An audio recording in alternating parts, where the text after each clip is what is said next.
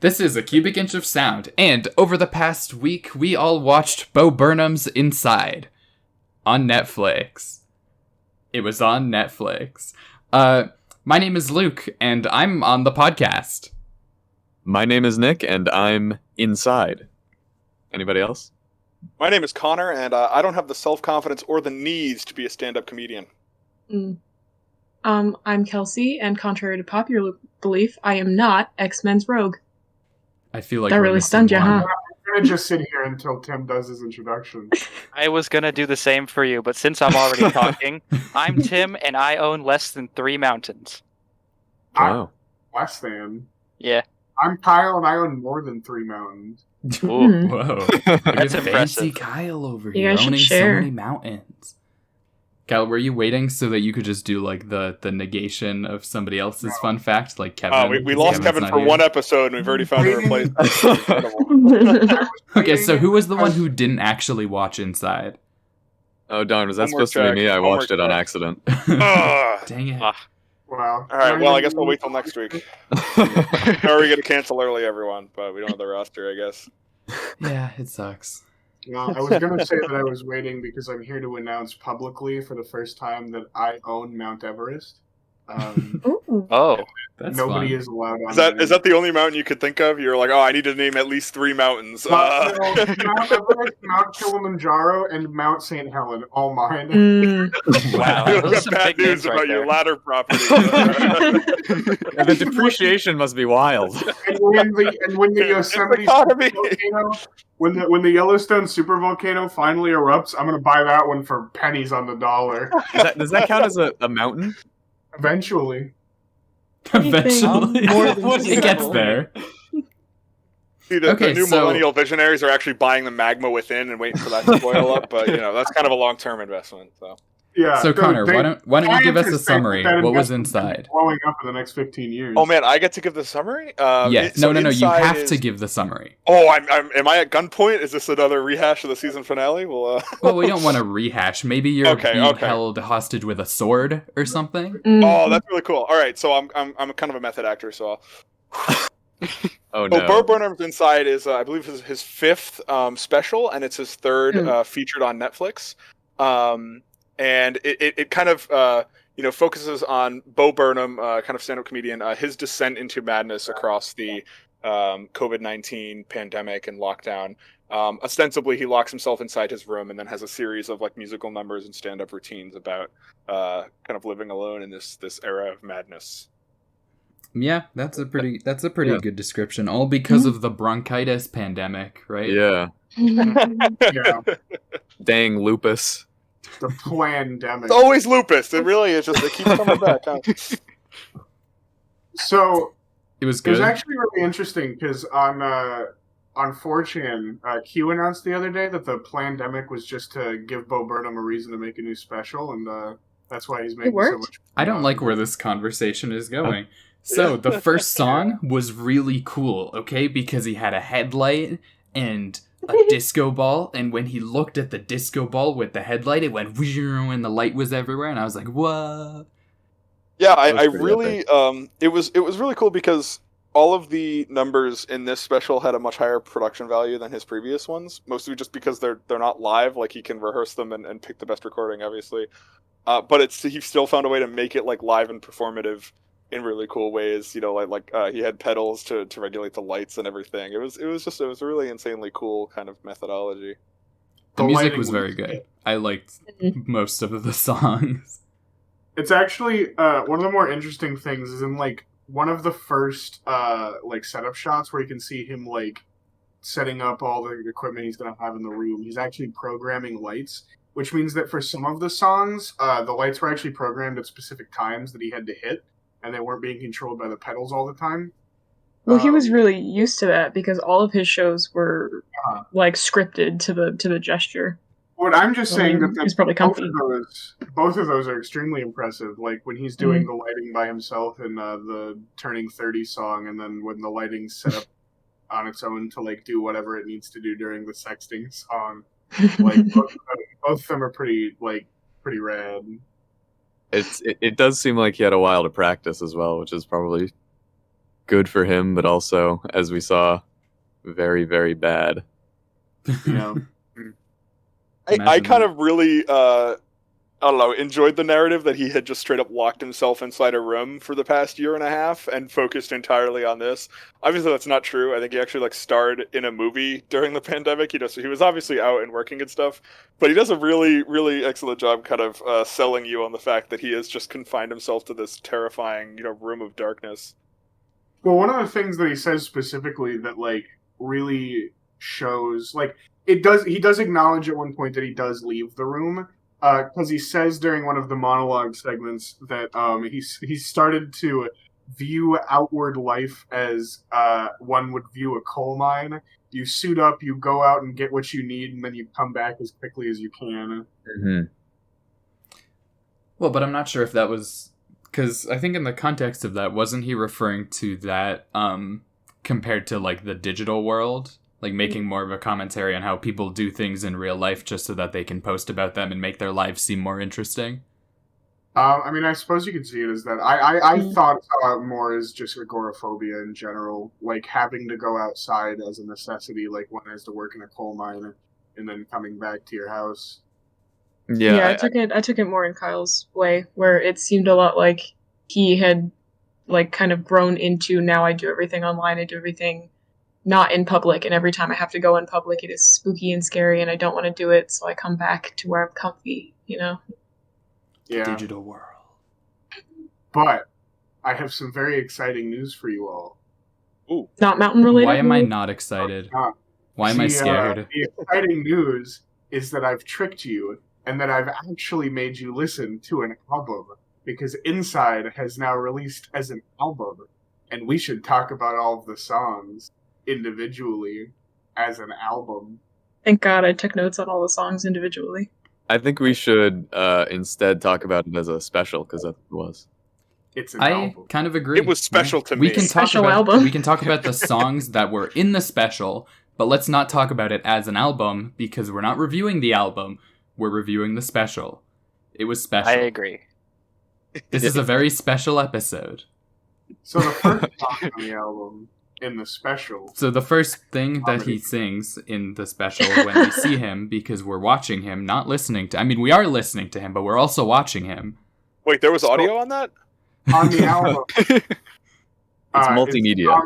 It's called Comedy. It's the one where he... there's the intro song, obviously, which is the one where he's getting up, sitting down, but that one's a minute long. The first actually substantial song is the one where he's kind of has this internal struggle going back and forth, whether or not to actually do comedy during the pandemic because he doesn't feel like it would be appropriate, which is actually kind of a motif that's appeared before in his work, where he'll constantly sarcastically refer to himself as a hero or an artist rather than a comedian, when in reality he kind of views himself more as a clown than an actual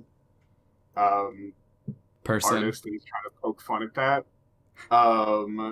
But this is probably the most directly that he's acknowledged that view that he has. I think mostly his character on stage is and he's kind of saying it's supposed to just be his honest opinions, but much more arrogant and self-centered. So it's kind of it's still comedy, but a more kind of self-righteous person would think that they're entirely correct in everything that they say about it. His whole thing is very sarcastic and weirdly self-reflective, but also kind of specifically not. In a way that I think could annoy some people, potentially. Because he pretty much satires the whole idea that, comedians are helping. Because he's if you're in a building and you smell smoke, then call me up and I'll tell you a joke. And he's trying to say, comedians act like they're helping. They're not, healing the world, Uh-huh. They might say that. But he's making a literal difference metaphorically. Yeah. And again, he pokes even more fun at that with the absolute amazing whiteboards. If you actually stop to look, there's one whiteboard which goes over the criteria of the joke, of all the jokes that he tells, which, it's a flow chart that has like 16 paths, and all of them lead to no except for one. And I don't know. The one I remember specifically is just one that's like, is it offensive? No. Could it be construed as offensive? No. How do you know that? What? It's not a good joke. Or like, if you, like, he has... This really is a conversation, isn't it? Yeah, really. Discourse. Yeah. I guess I'll. So the thing that stands out to me most about Bo Burnham, because I've like, not like grown up with him or anything, but you know, like we were kind of like early teenagers when he, you know, kind of got his big break in 2013. And he very much kind of evolves with his time, you know. So like in 2013, it was kind of like, and he self-described it as pubescent comedy. Like it was kind of like edgy 2013 style, you know, like haha, I will poke jokes at like superficial dark stuff, you know. And it was like funny, but you know, intermittently, and so some parts of the show would be kind of like cringe, or the jokes would go on too long and stuff like that. But like now by 2021, he's got like the kind of signature like cynical style that most kind of millennials and Gen Z kind of have, like the postmodernist, you know, view on like neoliberalism and the economy and everything, and he makes sure to kind of like express that throughout the whole show. Well, when you think about it, if he had made jokes about the pandemic in 2013, then it would have been really confusing and probably no one would have laughed. Connor brings up something that I was going to bring up, which is that Bo Burnham kind of... the only one that I know of, I could be completely wrong about this, but at least the most mainstream comic that would probably fall under like postmodern media, and I'm sure that there's been postmodern comedy before, Nope, but first time. But it was modern comedy. Now we're in postmodern. The keynotes of postmodern media are self-reflective, self-parodying, and like fourth wall breaking, so like a lot of meta humor, and Bo Burnham kind of very heftily checks all three of those boxes. So I mean, obviously, like postmodernism is seen as kind of like a nothing like buzzword, but at least in the general sense of the definition, Bo Burnham would kind of fall under that, which I find very interesting, because I think postmodern media is kind of underrated. Like Deadpool. I guess. Deadpool is criminally underrated. He's a very indie hero. Underrated. He had like 2 small films or something. Self-titled. Mm-hmm. Yeah. Independently made. Can I say I love his hair? Bo Burnham's hair, I was a fan the whole time. I mean, I'm not usually the kind of guy to comment on a man's hair and be like, ooh, that's nice hair, but I looked at this hair and I was like, it's good hair. Yeah, well, we were just talking about self-reflection, just because it's your hair. You got the exact same style right now. Do I? No, I don't know. I think yours is a little shorter. I don't think I do. I mean... Just sit in a room for a year, you'll get there. I did. That's how I got the hair that I have right now. Dude, oh my god. I was kind of looking into the hype around the special, and a lot of people were like, oh, you know, there's actually like some hidden Jesus imagery in the... You know, in the special, and like most of it was just like, oh, his hair looks like Jesus, and it's like, is that really hidden? And then there's also the fact that like Bo literally was selling T-shirts that say "Bo Jesus" on it. I was like, this is not some nuanced take that you're really finding. You know, yeah, I was just at one point he's crucified. Yeah, I was looking at the wiki and it was like, some critics saw Jesus imagery. It's like, what? Only some of them? Yeah, right. I feel like if only some of them saw it, those who didn't should find a new job. Uh-huh. It's actually critics that were publishing. Like, I explicitly did not see any Jesus imagery. That was probably like Common Sense Media or something, you know, or like oh god, what's family-friendly gaming? Family-friendly gaming. Yeah, it was just a coincidence that it looked like that. Yeah. Uh-huh. Yeah, there was at one point there was some lighting on his wall that was in the shape of a cross, and he had his arms outstretched on the cross. That's called posing, idiot. That was during the Hold me accountable. Kind of the problematic song. The one in which he talked about having worn an Aladdin costume for Halloween. When he was 17, yeah. He didn't darken his skin, but it was kind of weird in hindsight. Yeah. Should we cancel him for that? I mean, it does seem a little bit problematic when you think about it. Yeah. But he did admit it. Well, I mean, I feel like the meaning behind the problematic song is pretty obvious, which is that we should cancel him. That he is Jesus. There's some creators that specifically almost fetishize getting canceled, and it'll just be like, guys, I'm so sorry. Just kind of get rid of themselves. You're saying that he'd enjoy it if we canceled him, so I think it's in everyone's best interest to cancel him. Well, I also think that it's supposed to be an admission of guilt because he is like saying things that he did, but at the same time, I don't think he deserves to be canceled for them. Like, people can change. I think it's kind of just a criticism of cancel culture in general. So what you're saying is we should cancel culture. That being said, Yeah. We should cancel Bo Burnham. He sucks. Hate the guy. Awful. Yeah. Just the worst. Terrible Why did we even person. watch this? I don't know. Yeah. I also interpreted that piece as like an example of paranoia, because like obviously dressing up as Aladdin 13 years prior to the making of the special doesn't mean anything, and him saying that only brings more awareness to it. So like things like that in general, like the smallest things that don't matter in the long run, you know, things that he would just think, oh well, that happened, and I wonder if anyone knows about it, but nobody does, you know. So It's a real Reynolds pamphlet moment right there. That's a deep cut. Is it? I don't know. Hamilton was pretty popular. You might have heard of it. I don't know, bro. Oh, Hamilton, wasn't he that guy who did those things? Yeah, you got it. I think he's most known for cheating on his wife. Yeah. I thought he was most I think known he's for most known dying. for cheating on his wife and then writing about it. Yeah. That was a Chad move. That's the most Chad move in American history. I still think he's most known for dying.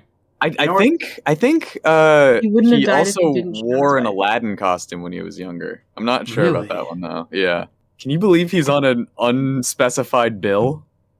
the Whoa. Bill of Rights. A currency? No currency. Did anyone else think that this special was kind of like Joker, but without the murder? Oh, I literally had in my notes that this is not a comedy, it's a tragedy. That's my first note. I just wanted to say that. I did forget about the part where Bo Burnham zooms in on his face and is like, "Is it just me or is it getting crazy out there?"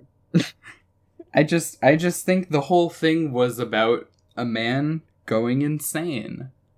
Like Joker. It felt very Joker-esque. He was on a stage at the end. God. Coincidence? Yeah, but there weren't any Well. stairs. So ultimately not Joker. You're right. Yeah.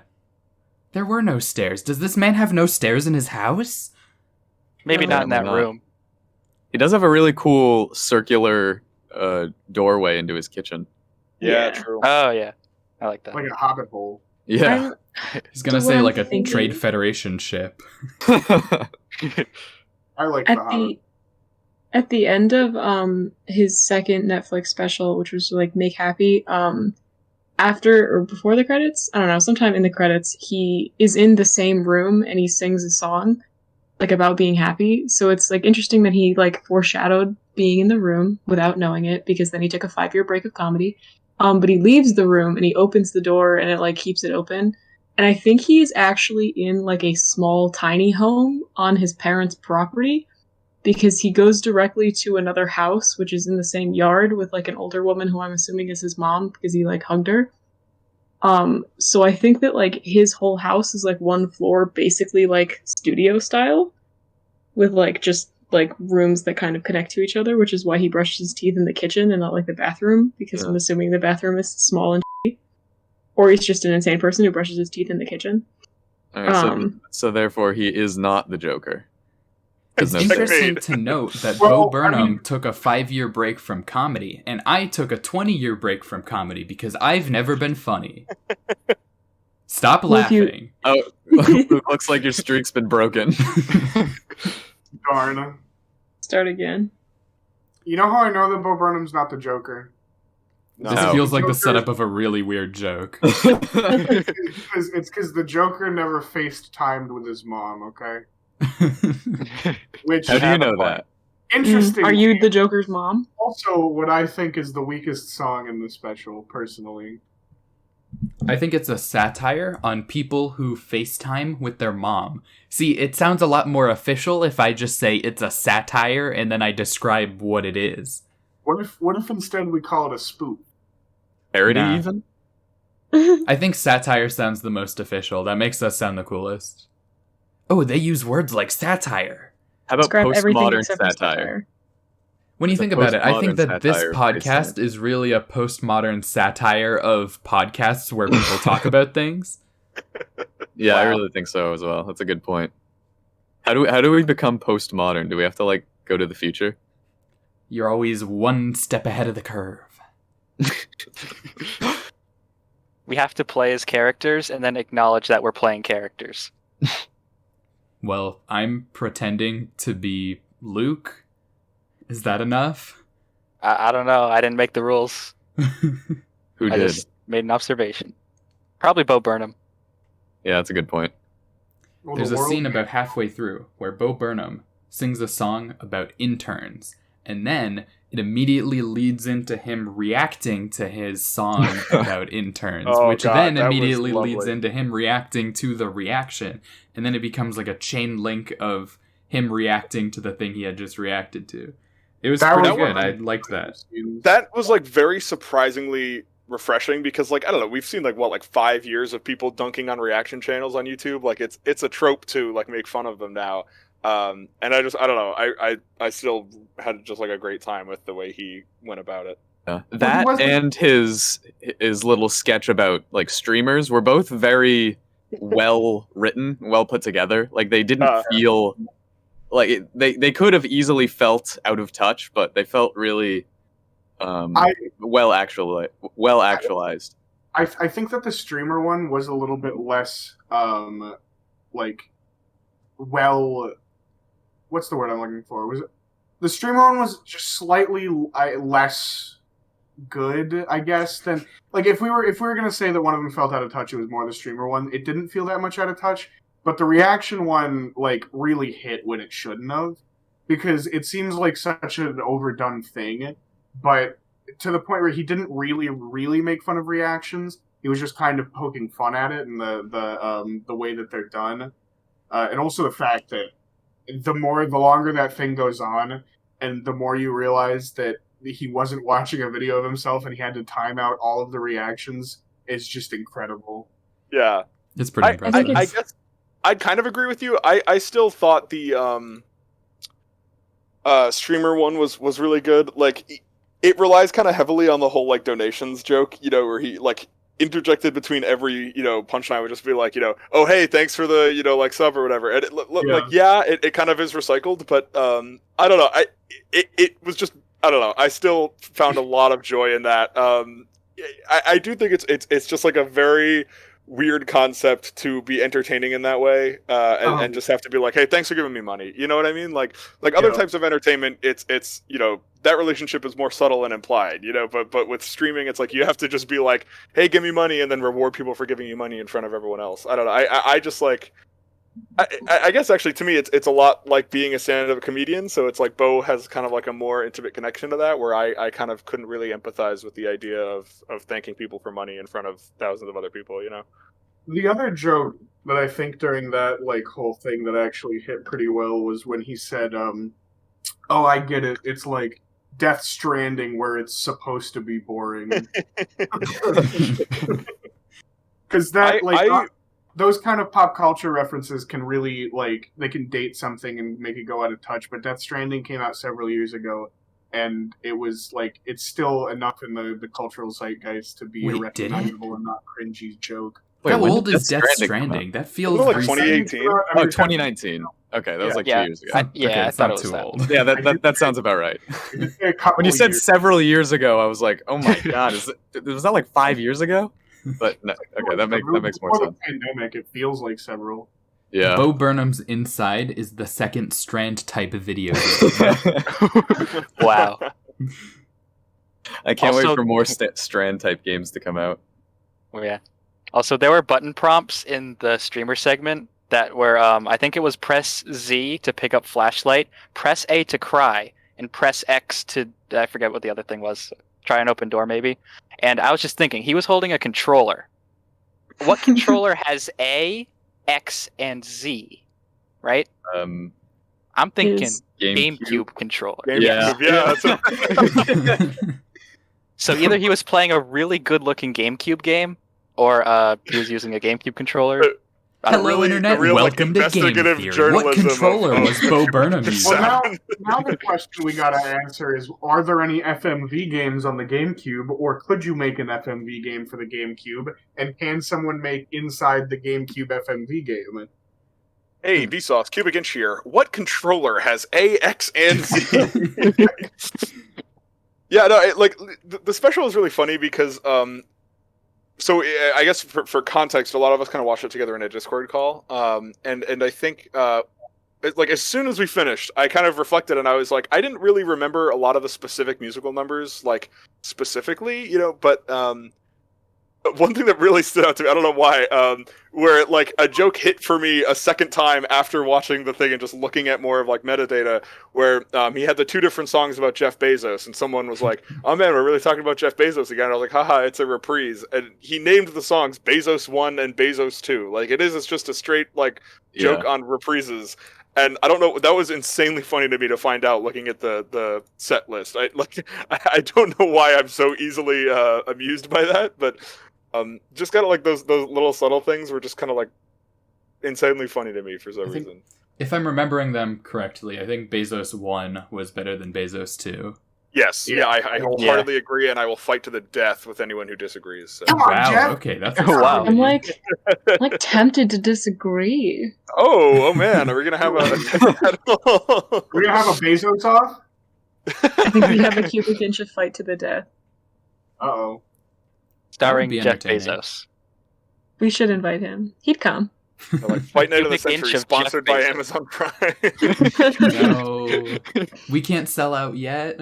We have to wait until we're like really famous before we sell out. That's season 3 material. Yeah, that's when Yeah. we'll start getting the ads and everything. Oh man, are we gonna become really famous by season 3? Or That's wait, we exciting. can do like yeah. an InfoWars thing and start Manifest it, selling supplements that are like directly opposite to what we're actually talking about. Well, that's what I'm priming for that. That's why I'm bringing up Q and how he predicted the special, He turns 30. Yeah, that's He pretty does. cool. He does That on is camera. one of the better For him. songs. I was listening to the soundtrack earlier today, and when it got to turning 30, I was like, oh yeah, no, this was a good one. This was a good one. I didn't remember it afterwards specifically, but when I listened to it, I'm like, yeah, he's turning 30. I think that the thing that I remember the most about that song is the visual metaphors, because I think that song works out of all of the songs besides maybe White Woman's Instagram. The best is like a visual performance, because the scene is literally him looking at like it looks like he's reporting it at 3 a.m. looking distraught, standing in the middle of the room in his underwear, and the lighting that he uses really kind of sells it when he has like the flashlight in his hand and then the pedals on the floor. And then the only other time during that, where because it's one of the lesser, like more unsubstantiated use of lighting during the entire thing, but one of the cooler visual metaphors that he does is when he turns all 3 lights on during the second part where he's singing about the children, and there's a reverb and a harmony underneath it, and there's 3 separate distinct singers, and then there's 3 shadows on the wall. Background singers. I remember thinking that was incredible. Yeah, I remember thinking about like that one. That one was. It felt the most theatrical out of any of the numbers. In my opinion, it was. It was just. It had the presence of like a stage performance, despite more so than any of the other songs, despite being in a room, which was really really impressive. I think though the most like visceral feeling I got throughout the special was "Welcome to the Internet." That song. I don't know. That's a good one. Yeah, I like don't know that what it one a was lot. about it. It was just. It felt like terrifying. Oh, It was- yeah. Filled me Yeah. with dread. I think a good reason for that, it was like it seemed terrifying, was because in all the segments where, or like the beginning and ending segment of that song, when he was like doing like the creepy villain voice and not like the middle section, the camera was zooming out very slowly, and it showed very clearly like how small he was on the screen compared to the rest of the room, despite how small the room actually is. It doesn't appear to be that small. And then the lights going all around the room, it I don't know, it's just a weird feeling of dread or something, you know, because it's just like zooming out. And then in the middle section, where he gets more optimistic about how it was in decades past, the camera zooms back in, and then after that, it zooms back out, and it's like, everything and everything all of the time again. Yeah, I think part of the reason why it feels like that is because throughout the entire performance, he's looking directly at the camera, but you also can't see his eyes the entire time.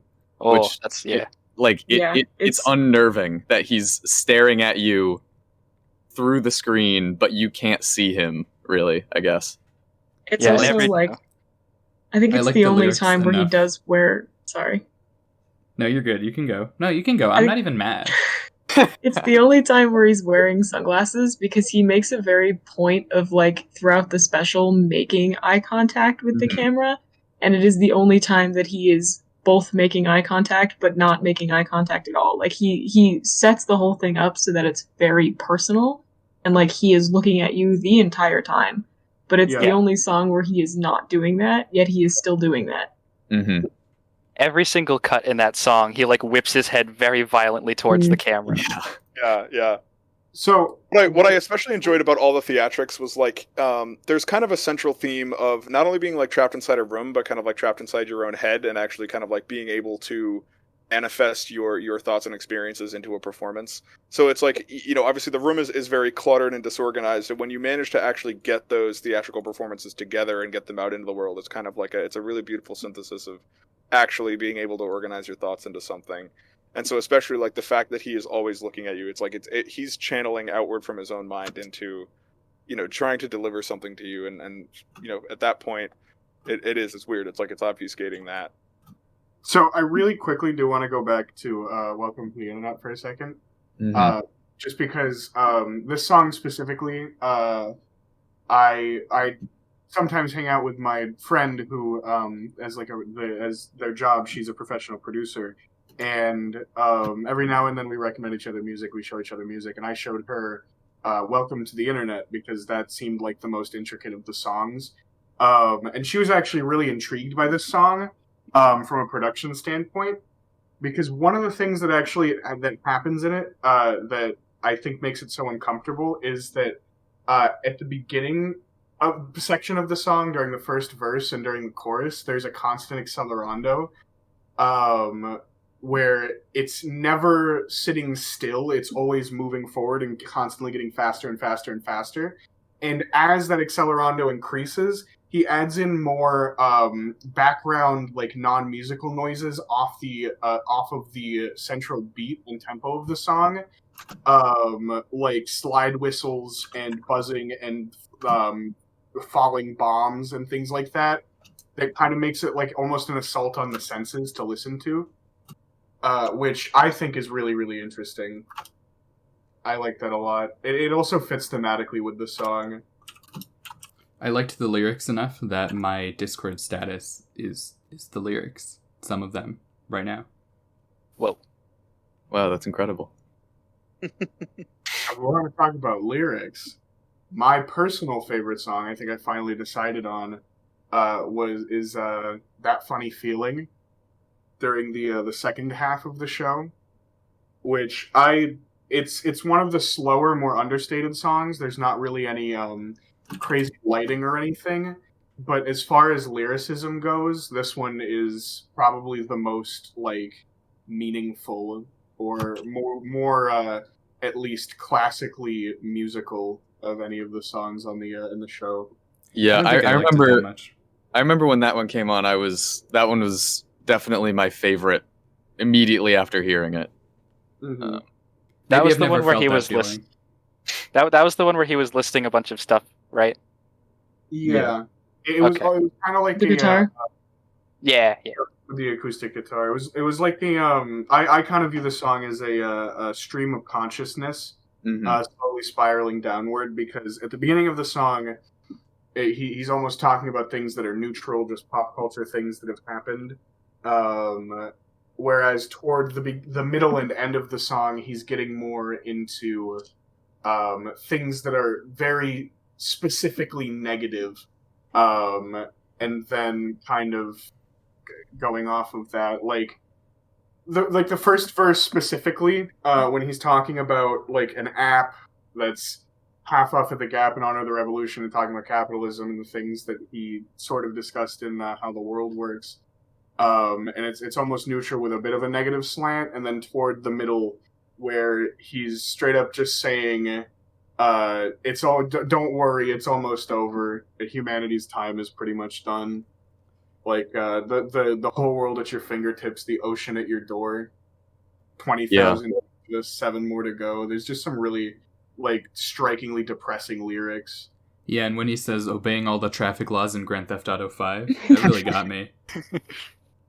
I actually really like that line personally, because the lyric immediately before it almost seems like it's going back to the beginning part, where it's like slight positives that are twisted into negatives, but it's saying going for a drive and obeying all the traffic laws in Grand Theft Auto 5, where it does kind of a bait and switch, where you think he's going for a drive in real life to clear his head, when in reality he's just going for a drive in Grand Theft Auto 5, which then expands upon that more with the next lyric, full agoraphobic, losing focus, cover blown, where he's saying, I don't go outside anymore, I don't leave my house. Taking a drive is going into Grand Theft Auto 5 and driving around in a car. Is it bad that I've never played a Grand Theft Auto game? Probably not. I haven't. Is that bad as well? Conservatives would say that's yes, really good. That's awful. Oh, no. They're fun. They're a good time. I don't think it's like a must-have, you know? I didn't know they had a plot until very recently. The plots are pretty fun, honestly. I mean, they're not a must-play. It's no Hey You Pikachu. Of course not. It's no Army Agent. What is it? Army Men Air Combat Air Attack. I don't know. Whatever. Anyway, is it just me, or did some of the songs feel Weird Al-esque? I think that's like a named inspiration for a lot. Yeah, of his he stuff. mentioned that at one point in the. Yeah, it was in like the first song. I think he said that. No, I'm wrong. Never mind. I'm just dumb. That's probably it. What? I was gonna say he might have said the Weird Al thing after I wrote this note, and then Kelsey said he said it in the very first song. So I'm like, I guess was I'm written just down. Yeah, it was one of on the whiteboard. whiteboard. Oh, things. I don't read. Also you guys on can one of the read? whiteboard things. Yeah, it was a Venn diagram that said Weird Al, Malcolm X, and he was in the middle. Mm-hmm. Also on one of the whiteboard things was like a bubble map with like social media and stuff like that, like comedy, like stand up, different things that like branched off. And one of them was podcasts, and connecting to podcasts was geniuses. So we're not trying to say anything here, but, you know. But yeah, that probably wasn't sarcastic at all. Bo Burnham did endorse us as geniuses. So yeah. Thank you, Bo. Specifically, on that whiteboard. Us only. Yeah, it said a cubic inch of sound. Yeah. It was like really small print, so you might have missed it the first time, and if you go back and look, like it might be gone, but it was there. It was in the original cut, I swear. We actually, because we're so humble, we actually sent him a takedown request. Take that out. Because we're so kind, we sent Bo a cease and desist. Well, we just wanted to let him know before we sue his pants off. Well, the thing is that we actually got the first cut. Connor, we don't even need to do that. His pants were off in the special. Oh, that's true. In more, Many times. multiple cuts. Yeah, multiple shots. See, we had gotten the first cut of the comedy special, so when he says "come out," like come out, we've had you surrounded. It's our cease and assist. That is outside. It was directly referencing us. That's also another good song, though, is Look Who's Inside Again. What I like about that is I think there's like in the background of one of the talking ones, I want to say it was that song and another song that was like meshed into like the music, because I know the brand awareness one had Healing the Worlds with Comedy, like the first kind of song, kind of thrown in the background, and then the other one where he's holding a knife Yeah. No, was yeah. it was exactly the line like, "Look, I made you some content." It's actually super interesting because that "Look Who's Inside Again" is kind of like a really understated song that happens in the middle of the special. But the main piano tune and the intro to the chorus that goes "Well, well, look who's inside again" show up as a leitmotif throughout the entire special before and after that song plays. It almost kind of feels like the theme song of the special, even though it's like one of the shorter songs and one of the. Well, that would make sense. It's got the title word. Yeah. He says the word. Said the word. But he didn't say Bo Burnham. He did not say Bo Burnham. Oh yeah, that's true. He didn't put the. Well, Bo Burnham's inside again. That was the original. That actually would have been pretty good. Maybe that's it's kind of like a question and answer conversation, saying, "Hey, look who's inside again." You go, "Oh, Bo Burnham inside," and that's it. That's again. Actually, in our next cease and desist, we should tell him that he should change that to be Bo Burnham's inside again. So we can get the new generation of cease and desist letters where you also have artistic commentary on. We're just giving. Hey, love it. If you could use less of our intellectual property, that would be cool. Also, you're writing as a fan, collectively as a fan. So 1, screw off, and 2, love it. Love the work. That's what really Nintendo keep it said up. to Keep me it when up I and tried keep to make it a Mario fan game. it's really original and refreshing. It's just also terribly derivative of stuff that we've done. So. Absolutely. You know what else is derivative? Acceleration. Oh. Dang. That's nice derivative. That's pretty crazy. This was actually all just to announce in a very roundabout way that due to the cease and desist, we are having Bo Burnham on the podcast anonymously in the next 10 to 14 years. Anonymously. just like record the deposition. Just upload it raw for all of you fans. So we have a man who may or may not be Bo Burnham. It's anyone's call, but anyone's guess. It could be Jeff Bezos. Wouldn't it be crazy if we got Jeff Bezos and Bo Burnham on the same podcast? I'm both anonymous. we could do it. That should be the battle to the death episode. They both. I'm wondering which one of them would be more difficult. More like I think to defeat. No, to get on the. All right, death battle. Jeff Bezos, Bo They'd Burnham. both be equally hard. Let me just look up. That's it. That's all you were gonna say? Was that seriously the entire story? Yeah. Cool. Hey, did I talk about the fact that I love his hair? Just kidding. I know that I did, but I wanted to say it again. Oh, wow. Okay. Wow. Really great way to segue that in. That was really smooth. That's a postmodernist way to look at your own critique of something you've said. Please don't ever call me postmodern. We're really gonna drive home the just buzzword of postmodernism. Hold on. No, I want to drive it off of a cliff, okay? Bo Burnham really styled his hair into a nice postmodern satire look, Real fast, just as a quick aside, I know we're having a fun conversation about postmodern Bo Burnham Jesus hair, but I kind of looked up Bo Burnham to see if we could find a contact thing as a personal thing, and on his website, boburnham.com, under contact, it's just a regular page that says, "For professional bookings, please email," and then an email. And then, "For fine beef products, please click here." And then you click there, and it redirects you to walmart.com, but it's a 404 error. Incredible. Man, I need some fine beef products. Yeah, I don't know. Hate to break this to you. Not sure where you could go. Could be anywhere.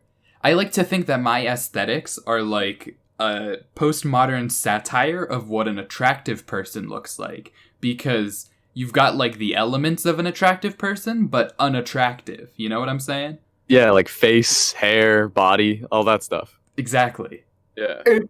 So, another quick aside, at the bottom of the page is a Twitter and Instagram link, and then above that it's a link. It's just a thing that says Fan of the Week, and you click on it, and the background of the page is a Vornado fan that has Bo Burnham's biggest fan taped to it, and in the middle of the page, the only text just says "lol." And Glad that's that he it. had fun with it. Is this on the Walmart 404 page? No, this is on Bo Burnham's website. It's just, you click on Fan of the Week, and it's just a page that says LOL. Like, you know he had fun with that, you know? Yeah, I'm glad that he can have fun. He probably hasn't updated that in a while. So, we were talking about method actors earlier. I don't know if we were recording when we said that, but we definitely mentioned it. I like to think that I'm a method reviewer, because I was actually having a depressive episode while I watched this. Not even related to this, just like it just happened. Do not get me started about. Yeah, I was in like a really terrible place watching this, and like had a breakdown like an hour before we all hopped on a call, and it was just, and I related very, very closely to everything he was saying. So it was just like I was trying not to like cry on microphone. It really makes the experience better, doesn't it? It really it adds a lot. That's what I was saying. Like I didn't get each song individually. Really, it all kind of like blended together, because each one I would listen to and then just kind of like tilt my head back and be like, "Bruh." Yeah, it all kind of like meld together. Connor and I were talking about this independently the other day. Like, the first time I watched the special, I was also having a depressive episode. Did you watch this while not having a depressive episode? That'd be more interesting, actually. See, okay, here's the thing. For some reason, my mental illness gains power when other people near me are having a mental crisis. So as the special went on, I just was like, yeah. And of course, like, I just got happier. Like, I was like, wow, this man's not okay. Yeah, you're gonna get first quote. Kelsey feeds on famous people's pain. I was just not I was even just famous people, anybody with a mental illness. Kelsey, is that why you hang out with me? Yes, I just keep getting more powerful. It just leeches off our collective psychic energy. Yeah. Why do you think I'm dating Connor? We're actually, all of us are coming out as vampires today. It was a hard journey, but... Yeah, well, so this is a really great segue to talk about how Bo Burnham actually was a vampire for the entirety. So it all comes back around. We're method reviewers. We all wanted to be vampires. Aren't we great? Oh, we're amazing. Yes. I just lost some power because you felt good about yourself. Oh, shred of self-esteem. No. The greatest weakness. How do we feel about the ending songs? All Eyes on Me and Goodbye, which they're not the same song, but they feel very like singularly like ending songs. Yeah, I was a little like I liked being throttled by him in All Eyes on Me. Yeah, All Eyes on Me was incredible, and then it like kept going for what, like 10 minutes afterward, and I was like, oh no, it was like, it wasn't. Was it? It felt a little longer. Really long, but it's only 4 minutes. It wasn't like The Last Jedi, where I was like, oh, this wrapped up, this is a good ending, and then went on for like 40 more minutes. It wasn't that bad, but it was a little degree of like, oh, it felt very, it kind of just climaxed and then resolved, Oh, you mean the rest of the special? Yeah, it's got like 10 minutes left. Yeah, so it felt like a very conclusive ending, and then went on a little more, which is, if anything, I don't know if the special deserves like a conclusive, like, oh, that's the end. It's kind of meant to be just like a gradual descent, So I did really like that. But yeah, like All Eyes on Me was one of my favorites. Just really a really amazing wrap up to the whole thing, and kind of a really good summation of all the themes he was trying to express about the internet and kind of our life very recently, and kind of how it's developed over his career. It was also kind of hot. It was a little bit hot. I think as a special, just to talk about it kind of in general, it's interesting because obviously this is so like pandemic focused, Like, you can't separate it from the pandemic in a way that people are going to watch this in the future and be like, oh, wow, that's bizarre. It's like a pandemic movie, But at the same time, a lot of the songs just kind of speak generally to the, like, generation, I guess. Like, for instance, Welcome to the Internet. Like, there's nothing about quarantine about that. But it's definitely supposed to be topical. It's definitely supposed to be about the experience that, like, we have had with the internet. In that way, I think it's going to age weirdly in the sense that people are going to look back on it and it's, like, very much a product of its time, Yeah. Well, that's something that's true of pretty much all media at this point. Like, there's a lot of stuff that's just, like, very weirdly tying it to this specific, time that, like we just didn't have in the last couple major pandemics, like the Hong Kong flu or the Spanish flu. We never saw like, a bunch of media from that time that severely dates it. So this is going to be kind of an unprecedented look on how such a global event can kind of rally everyone. I think that the main thing with this special that like the one criticism I would have that I would have wanted to have seen not in it is the few times that he referenced specific generations. He did say boomers and zoomers a couple times, and when those came up, I didn't necessarily cringe, but it did take me out of it a bit, because it definitely felt like an almost already dated reference, like within the next couple of years. It's going to be other generations that are going to be like entering the discourse. So it just felt a little bit strange. But it wasn't necessarily a bad thing. It definitely felt like an intentional choice.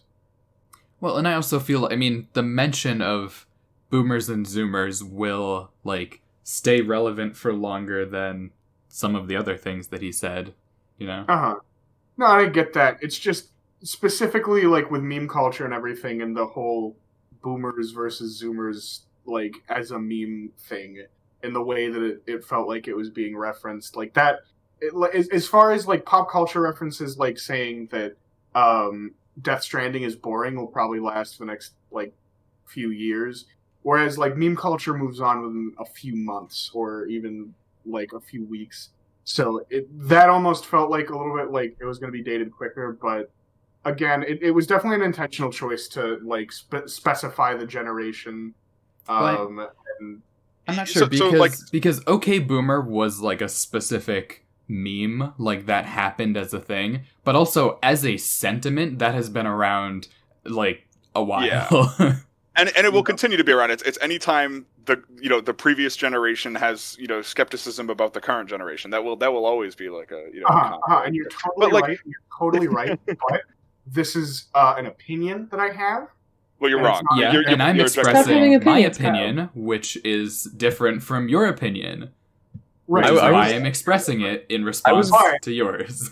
This is the internet, and I am saying my opinion, and you're just supposed to let. I'm gonna attack Kyle. I was gonna say that, like, in reference to the datedness, like, to me, it felt like this wasn't necessarily supposed to be like some sort of timeless piece of art. It was supposed to be more of a time capsule. Like, it was supposed to, like, capture the zeitgeist of now instead of being something that people can look back on, like, forever without feeling as though it's about this time. Like, it feels like, obviously with the pandemic, but alongside that, like, referencing boomers and zoomers and, like, other popular issues right now, it felt like it was supposed to be capturing right now. Yeah, like, specifically All Eyes on Me, it was like, I don't know, like I said, it kind of encapsulates kind of everything that he was trying to say, and a lot of it is very general. It's kind of, like it's not supposed to be any specific event, but it does capture kind of like these ideas of not having complete sense of time and being anxious about it and stuff. But then he has, like, this interlude that is like it's hilarious, and it's A, I think, the most relatable part of the show, and B, it is like a very, he literally says the exact timeline of which it happens. So he basically is talking about he took a 5-year break, I believe, in between like 2015 and 20. I don't know the exact timeline there, but he talks that he was having severe panic attacks on stage. And so he quit, and then he's like, "Oh, I'll come back in January 2020." And the funniest thing happened, So, like, that is very specifically the pandemic, right? But the entire rest of the song is a lot more general.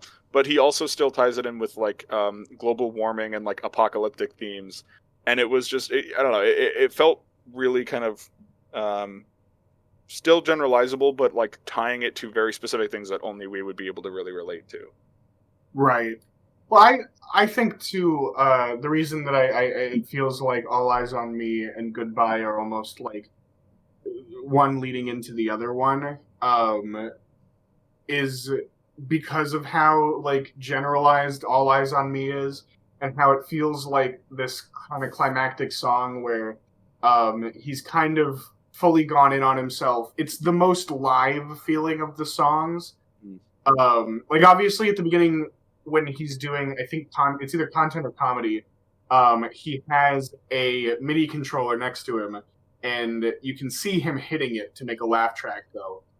But on All Eyes on Me, it's a very in close-up on his face under blue light, which is very common stage lighting, and a very candid recording of a crowd that's supposed to sound live. And the section where he says, would you like to hear a funny story, is mixed like he's saying it live.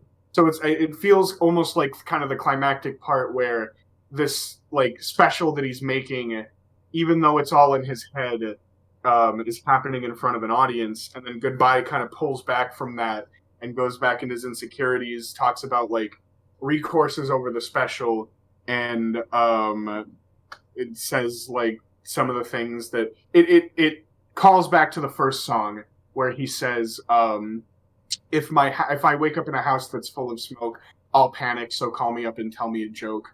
And even the first line of it, which is so long, goodbye, maybe we'll meet again, you pick the street, I'll meet you on the other side, kind of talking to the audience in particular, making it almost a little bit more personal, since it is sort of like a show where he's inviting you into his home, and it feels a little bit more personal.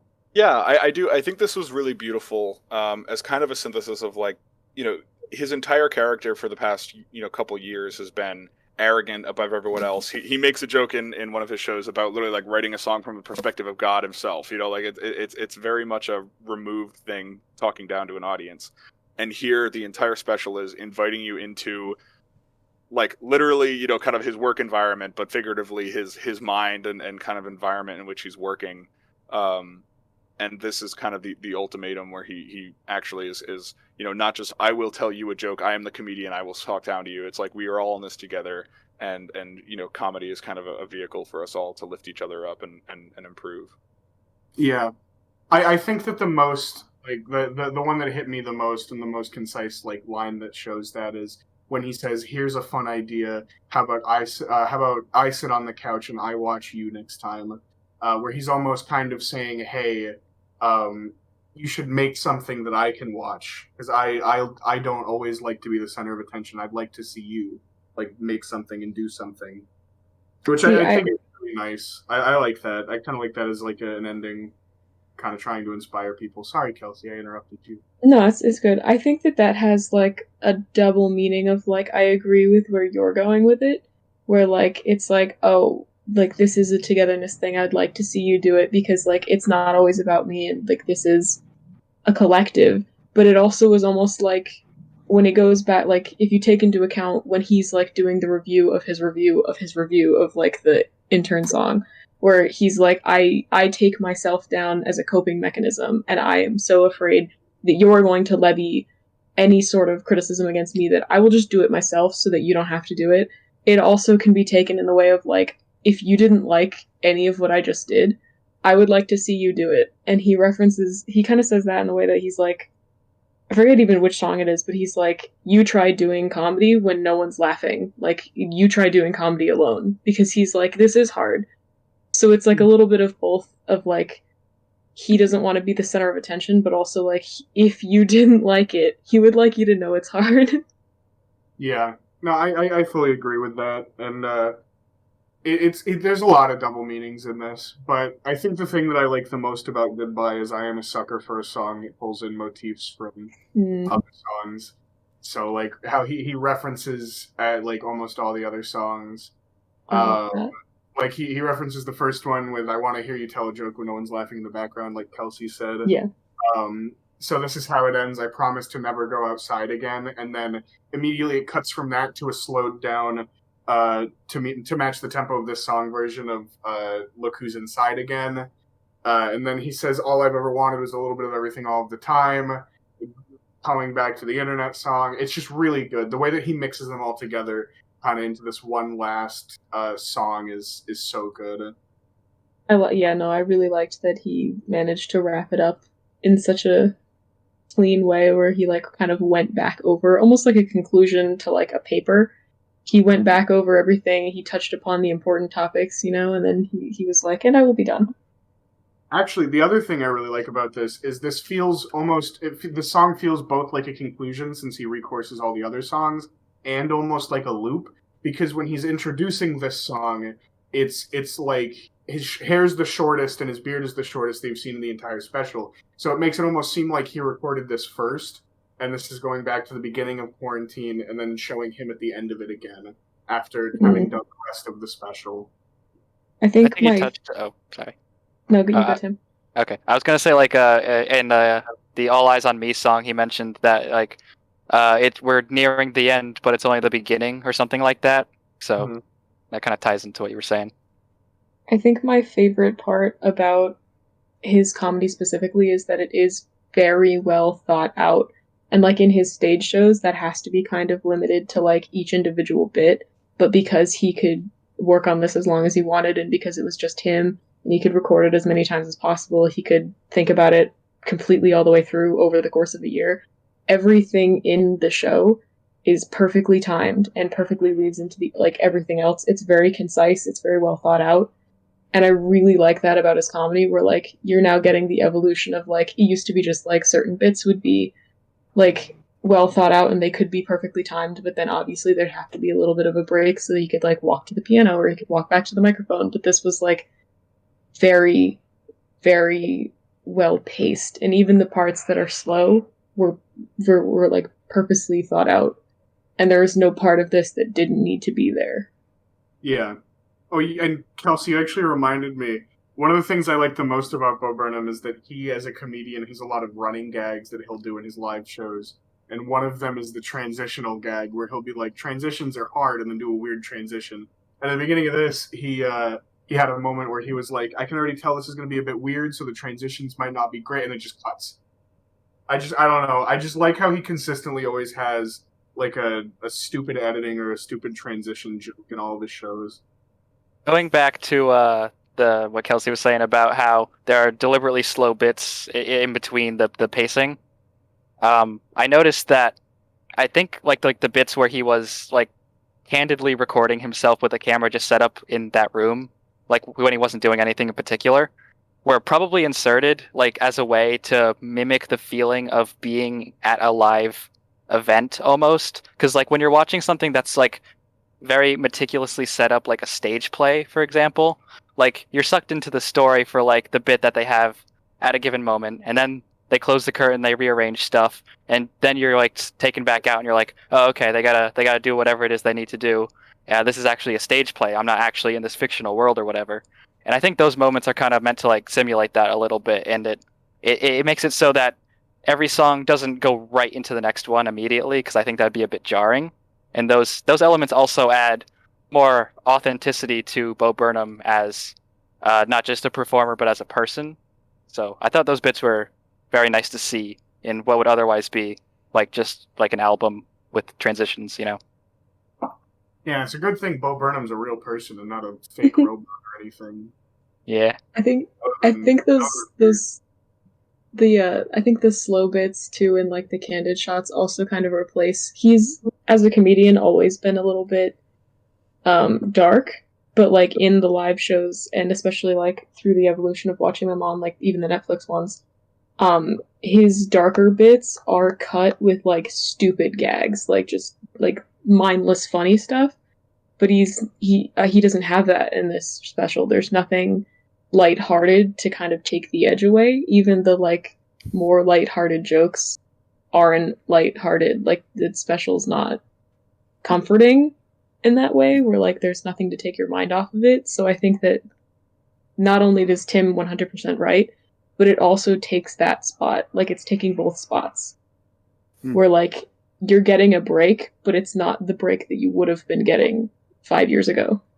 Yeah, honestly, I feel like the most lighthearted he gets is on the White Woman Instagram song, and even then, there's an entire, like, section where he's talking about, like, how these people on Instagram that, like, make their lives seem as good as possible and are almost fake, they still have moments of, like, real, like, where you can see the real person shining through, where, talking about the characters mom that died and how much they miss them, and then it expands the frame out of the Instagram like 4x3 and back into like the regular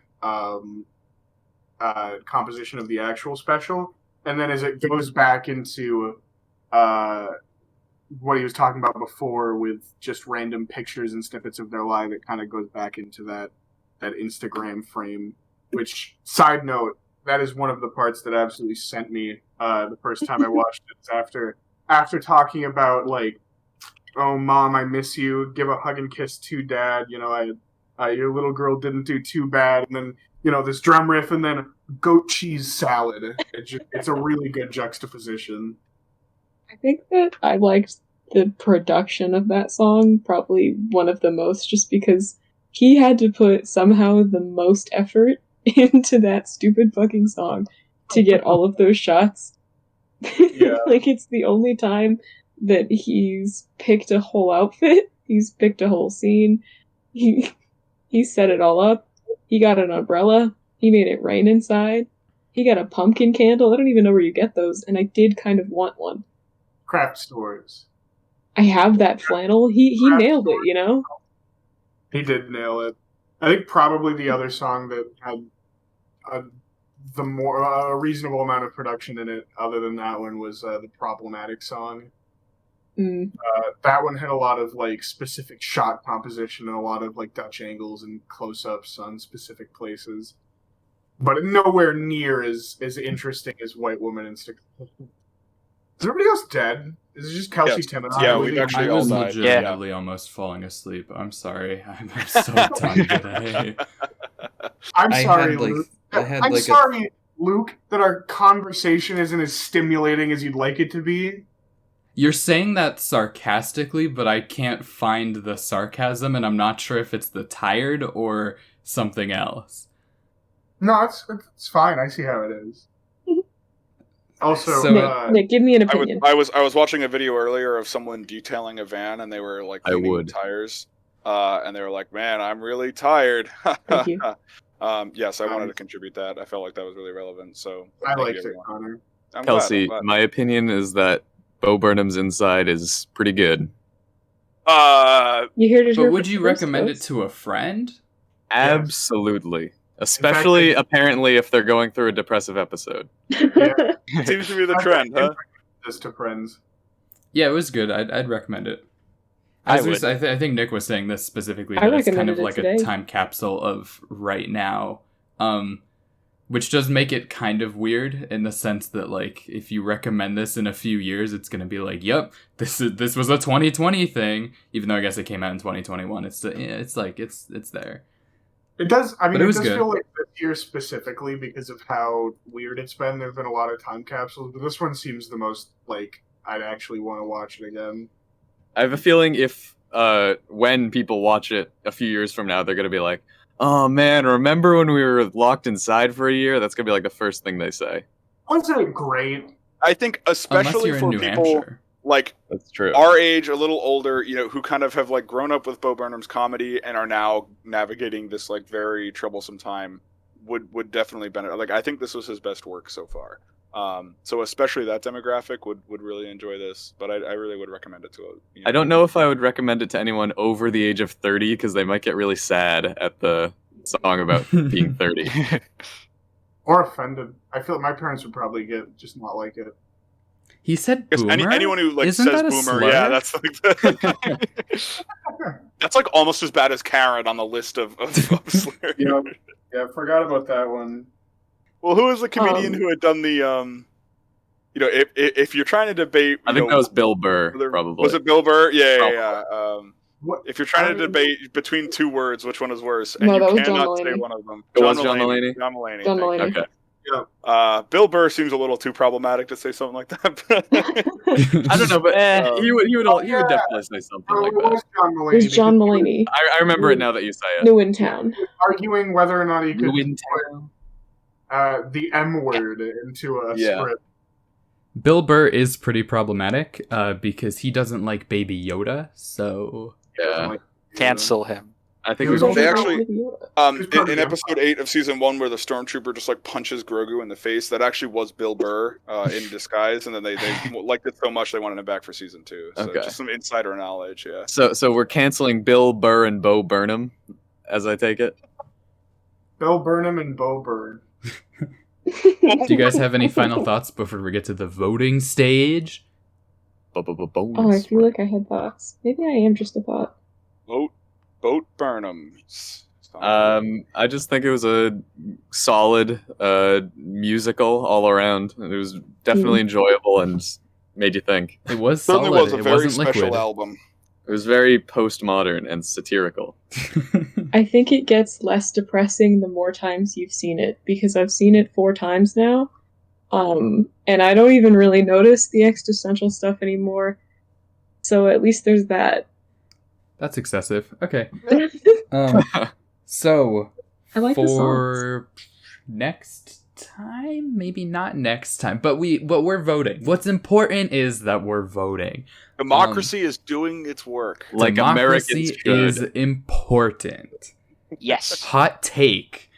So we actually had a 3-way tie between Only voting. one person voted for Luca. Nope, actually 5 people voted for Luca. I'm reading that wrong.